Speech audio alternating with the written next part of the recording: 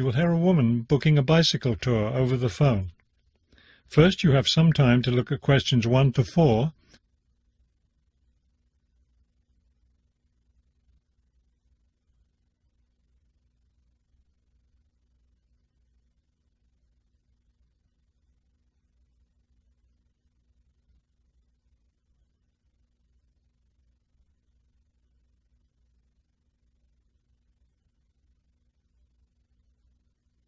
You will see that there is an example that has been done for you.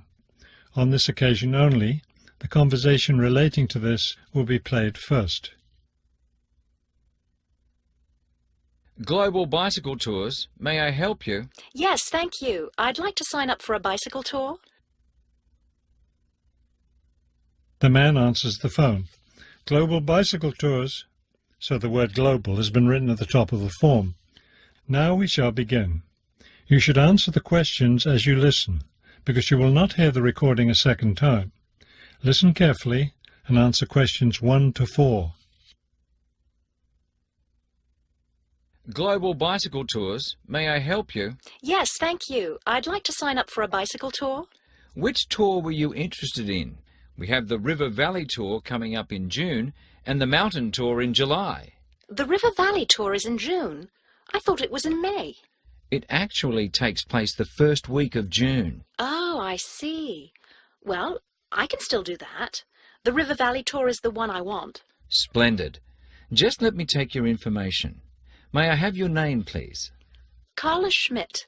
That's Carla with a K, not a C. K-A-R-L-A. Thank you, Miss Schmidt. Address?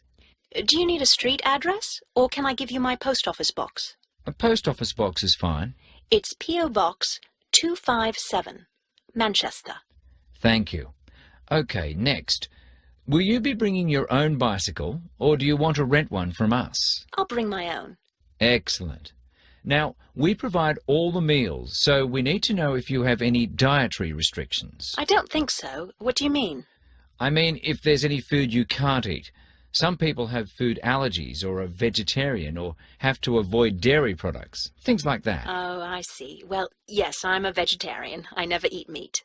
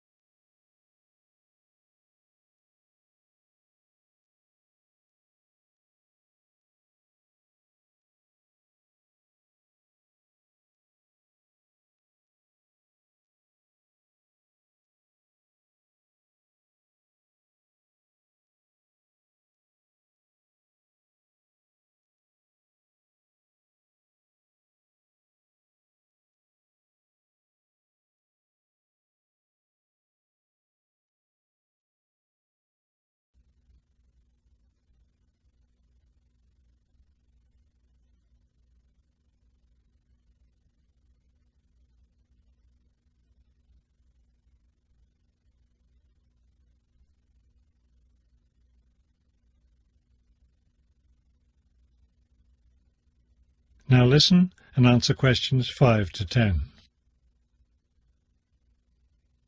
All right, I'll make a note of that. Now, the total cost of the tour is $750. That much? The price includes everything. Food, hotel, transportation, everything. Everything? Yes, everything. The only other thing is you'll want to tip the tour guide. We usually recommend 5% of the total tour cost. A 5% tip. I guess that's reasonable. In order to reserve your space on the tour, I'll need a 30% deposit. Do you need that right away? We generally ask for the deposit at least 4 weeks before the tour begins. The River Valley tour begins, 6 weeks from now. So you'll need to pay the deposit in 2 weeks. I think I can do that. I wonder if you could tell me something. How will our luggage be transported? Do we carry it on our bicycles? No, you leave that to us. We have a van that carries your luggage from hotel to hotel each day, so you don't have to worry about it. Great. I have a luggage rack for my bike, but I guess I won't have to bring that. No, you won't. But there are a few items we recommend that you bring. We can't control the weather, so you should bring a raincoat or rain gear. Yes, that's a good idea. And I should have my own spare tire too, shouldn't I? Actually, you don't need that, as our guide always carries some. And of course, you won't need maps either, since our guide has the route all planned. What about a water bottle? I'll need that, won't I? Yes, you should definitely have a water bottle. A camera would be a good idea too, since that tour goes through some very scenic areas. I have a guidebook of that area. I wonder if I should bring it along. We don't recommend guidebooks.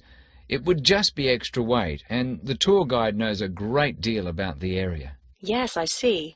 Is there anything else I need to know? I think we've covered the important points. I'll send you a tour brochure, and you can call again if you have any questions. Thank you very much. That is the end of section 1. You now have half a minute to check your answers.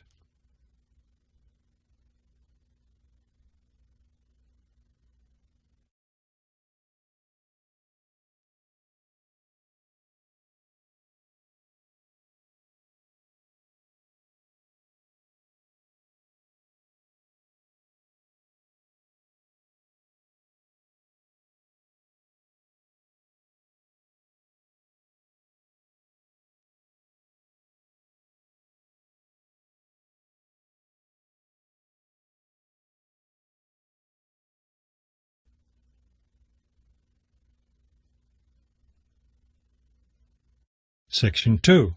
You will hear a radio interview about a lakeside resort. First, you have some time to look at questions 11 to 15.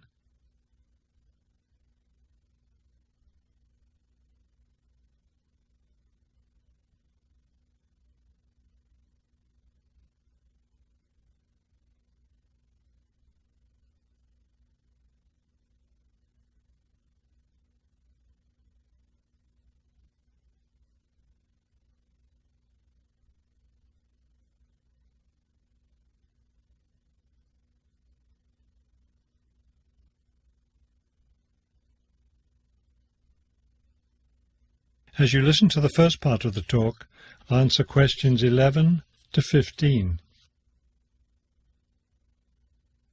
Good afternoon, and welcome to today's show.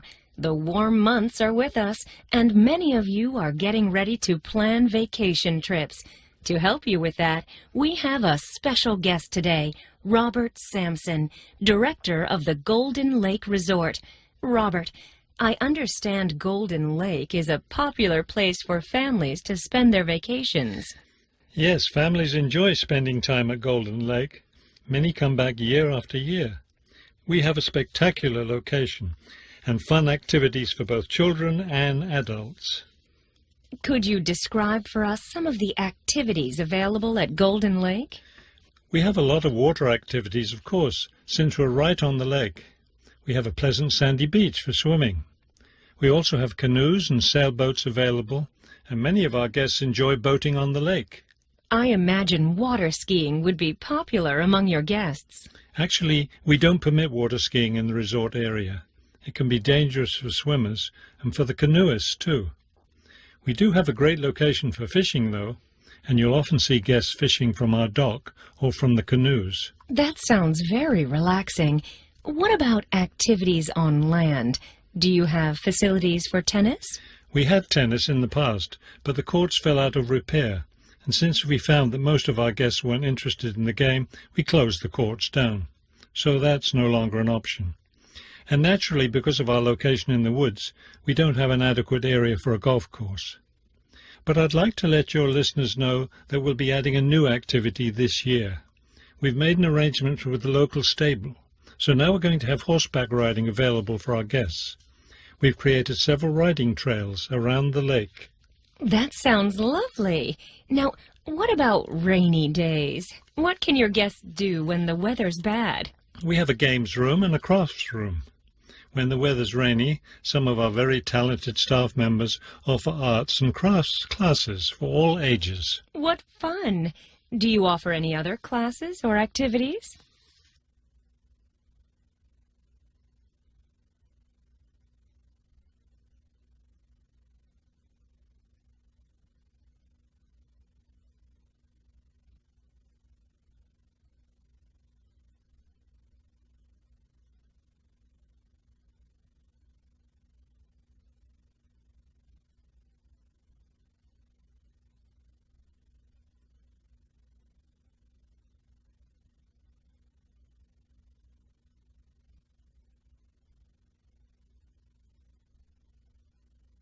Now listen and answer questions 16 to 20.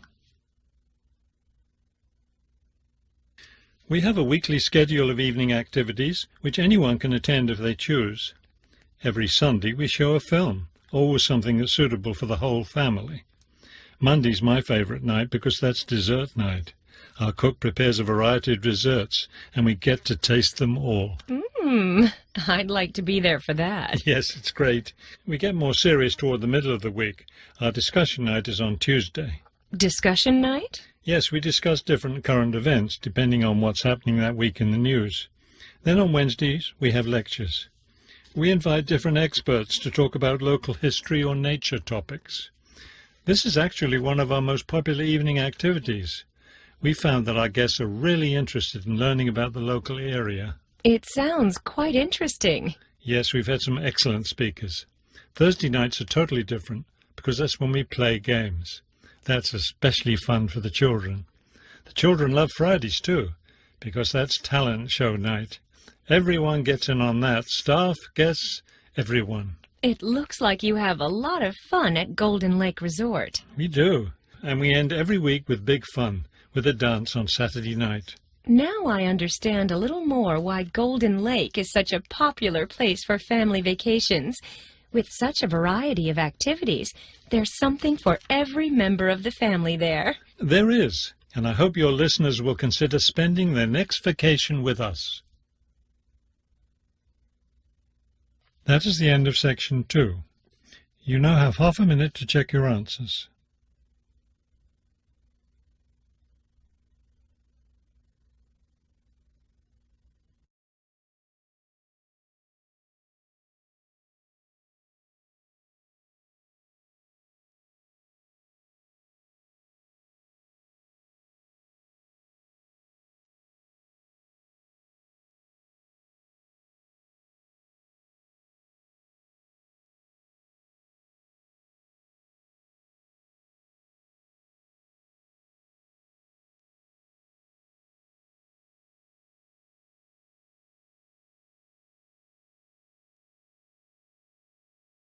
Section 3. You will hear a conversation between two students planning a research project. First, you have some time to look at questions 21 to 23,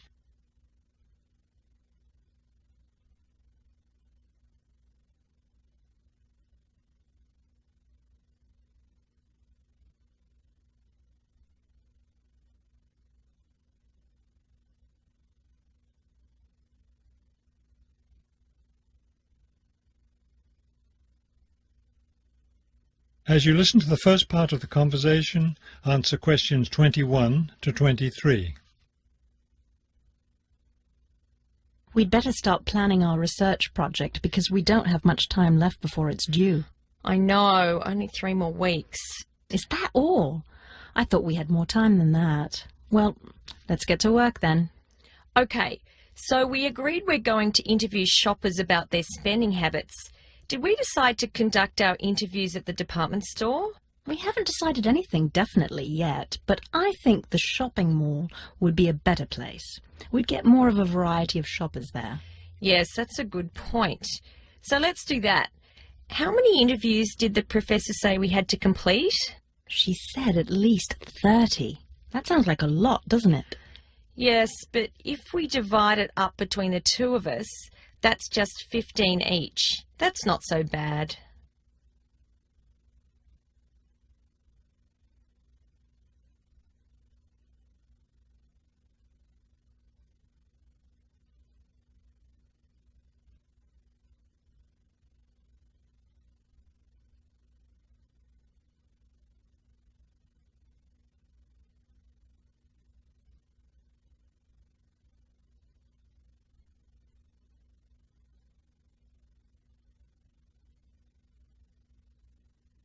Now listen and answer questions 24 to 30. Okay, so I guess we'd better start designing our questionnaire. Well, we have to do some reading first, don't we? Didn't we say we were going to compare our results to the results of a government study? Right, the government study about how the economic crisis has changed people's spending habits. We want to see if we get similar results. Yes, so we'd better read that first and then design our questionnaire. Then I guess we'll be ready to go out and interview shoppers. No, don't you remember? The professor said she had to approve our questionnaire first before we actually conducted the interviews. Oh, right. So we'll get her approval and then conduct the interviews. I think a Saturday would be the best day for the interviews because everyone's out shopping then. Right. We'll do it on a Saturday then. And let's also plan to get together the next day to analyse the results. It's best to do that while everything's fresh in our minds, don't you think? Sure. That sounds like a good idea. Okay, so then we're going to have to present our results to the class. Do you have any ideas for that? It's an important part of our grade, so I think we should plan it well. Well, I think the obvious thing is to prepare some charts showing our results and how they compare with the government study. That will help make the information a lot clearer to the class. Right. Okay, so we'll draw up some charts of the results. And then that's it. All that will be left to do is give the class presentation. Do you think we can be ready on time? I sure hope so. Let's get started now. That is the end of section 3. You now have half a minute to check your answers.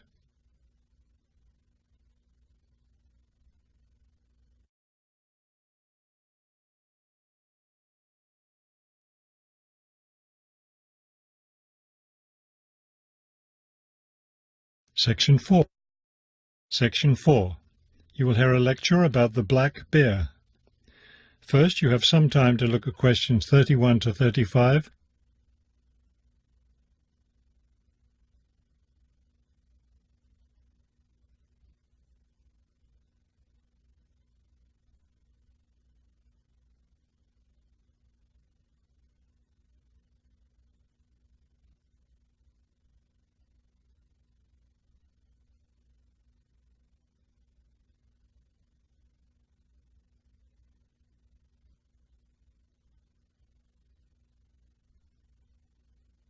Now listen carefully and answer questions 31 to 35. The black bear, or Ursus americanus, has a wide range inhabiting forested areas of North America, including Canada, the United States, and parts of northern Mexico. Black bears are omnivores, getting their nutrition from a wide variety of plants and animals. The particular foods any one bear eats depends on what's available in the area where that bear lives, as well as on the season of the year. Generally speaking, plant foods make up 90% of the bear's diet. The rest of its meals consist of animal foods, such as insects and fish. Bears have a relatively long gestation period.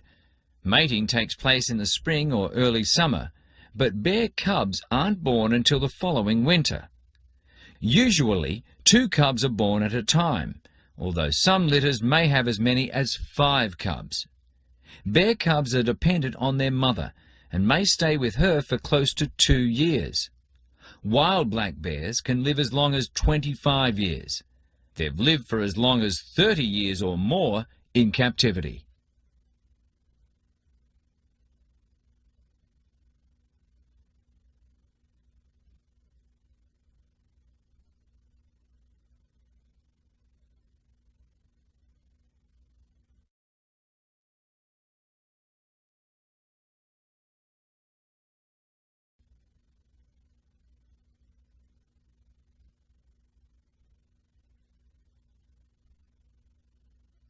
Now listen carefully and answer questions 36 to 40.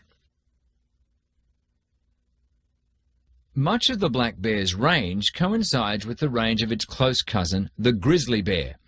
Although these bears are somewhat similar in appearance and habits, it isn't difficult to tell the difference between them. Colour isn't necessarily a distinguishing characteristic, as both species of bears occur in a range of colours from almost blonde to dark brown or black. Many black bears, however, have a patch of fur on their chests that's lighter in colour than the rest of their fur. Grizzly bears don't have this patch. Size isn't always a distinguishing feature either. although grizzly bears are usually heavier with an average weight of 225 kilos. Black bears average 140 kilos in weight. Grizzly bears spend time digging in the ground for roots and tubers that make up part of their diet. The large muscles they need for this give them a distinct shoulder hump. This hump is absent in black bears, which don't do the same kind of digging. The shape of the face and ears is also different in each species of bear. Grizzly bears have a depression between the eyes and nose, and short, round ears. Black bears, on the other hand, have a straighter profile and longer, more pointed ears. Grizzly bears are known for their fearsome, long, sharp claws. Black bears have shorter claws, which are better suited for climbing trees. That is the end of section 4. You now have half a minute to check your answers. Thank